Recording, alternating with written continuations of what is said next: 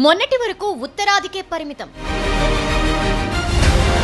ఇప్పుడు తెలుగు రాష్ట్రాల్లో మొదలైన మంటలు. ఏ రకంగా చూసినా నష్టమే అంటున్న నిపుణులు. గ్లోబల్ వార్మింగ్కి ఇది కూడా ఒక కారణం. దీంతో ఏమవుతాయంటే ఎక్కువ మొత్తంలో కార్బన్ డైఆక్సైడ్, కార్బన్ మోనాక్సైడ్ మనకు గాలిలో కలిసిపోయి దీనివల్ల దగ్గు, దమ్ము, ధూళి కణాలతోని మనుషులకు చాలా వరకు రోగాలు అనేటివి వస్తుంటాయి. పెరుగుతున్న కాలుష్యం, తగ్గిపోతున్న భూసారం. మంట పెట్టినప్పుడు భూమిలో ఉన్న మనకు ఉపయోగపడే మైక్రో ఆర్గానిజమ్స్ చాలా ఉంటాయి, అవన్నీ కూడా నాశనం అయ్యే అవకాశం ఉంటుంది. మళ్ళీ దాని నుంచి కోలుకోవడానికి చాలా టైం పడుతుంది. నైట్రోజను, ఫాస్ఫరస్, పొటాషు అవైలబిలిటీ కూడా తగ్గుతుంది.